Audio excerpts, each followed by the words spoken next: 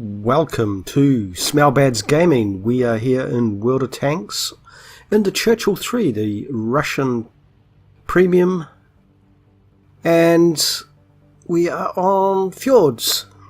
Now, I don't particularly like this map, but I do like this tank.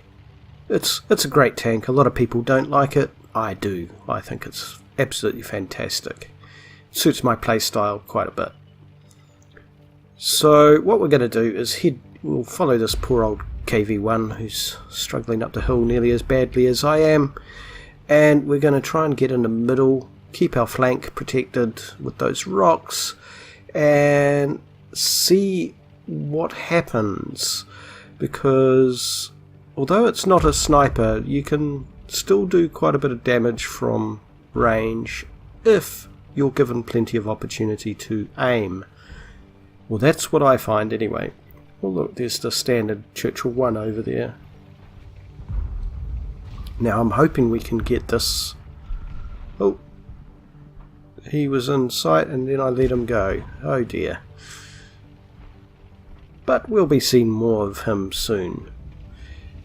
Trying to see if I can get a shot through all this foliage, but there's clearly, he's down a little gully and there's a rock in the way, so that's not going to work. But I don't think he knows we're here yet, and we have a juicy T50. Get a little bit of damage in. He can't see us because there's so many bushes in the way, and the same with this T14, T14. Unfortunately, I think they're behind the rocks now, but you never know. The fire rate on this is so fantastic that you could just take opportunity shots all the time. And here's this Panzer 4H sitting out in the middle of nowhere. Let's take him. Minor damage rolls. That's the one problem with this gun, is the alpha is very low, but we just got our first kill, which is very nice. And I still don't think anyone knows that we're actually here, because we've got all this bush in front, we've got rocks to our right, and yeah, I don't think anybody can see us, which is very nice indeed. So obviously we've got that T14, and I can't recall what the other one was, sitting up ahead. Seeing if we get any other shots while we're waiting. No. The turret turns reasonably okay. It's a little bit sluggish, kind of like the tank, but the fire rate is awesome. It's fantastic. It is pretty inaccurate.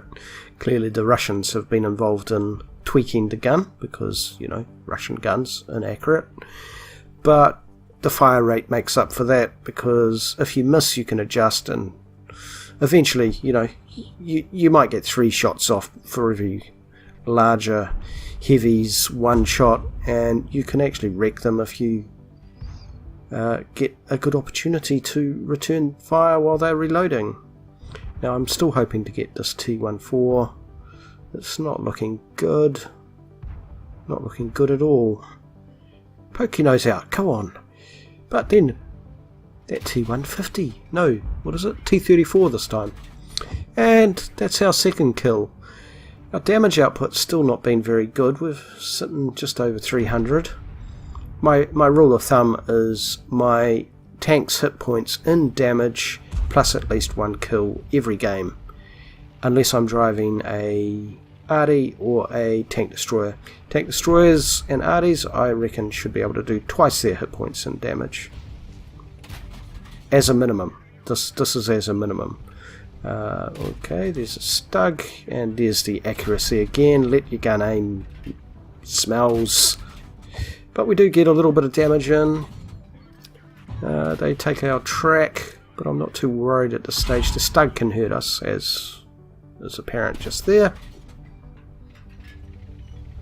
And I'm not sure which Stug it was. And had I let that aim, I might have got him.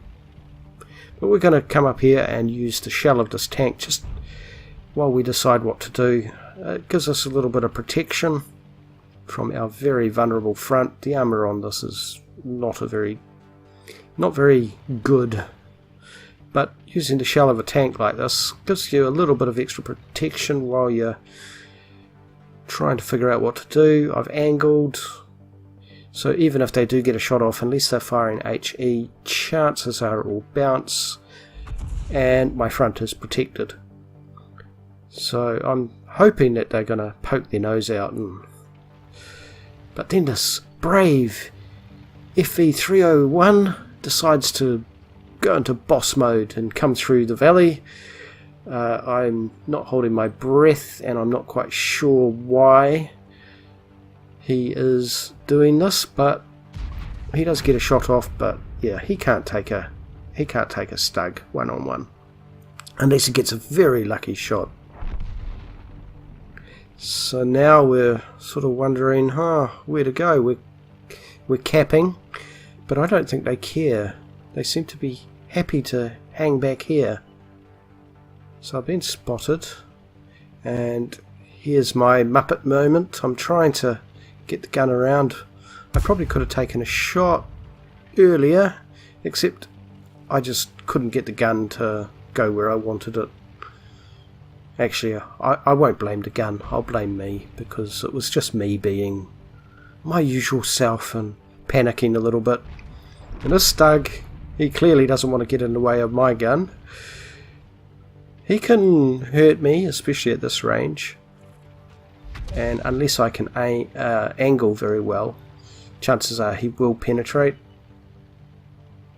But he doesn't seem too keen to come out. He's really actually just tying me up, I think. He's stopping me from getting further up. Yeah, and now he's got his brave pants on.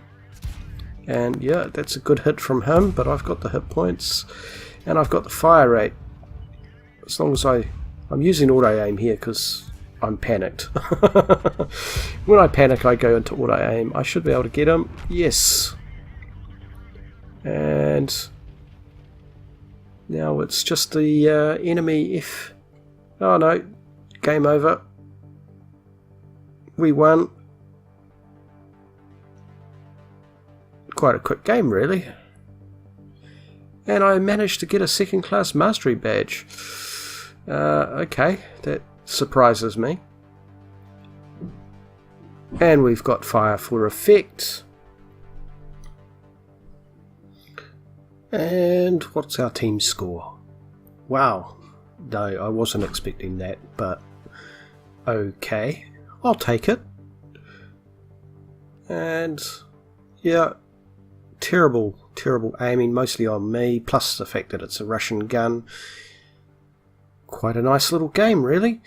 Well, this has been Smellbads Gaming. If you enjoyed this video, please do hit like and subscribe if you'd like more content like this. Thank you very much.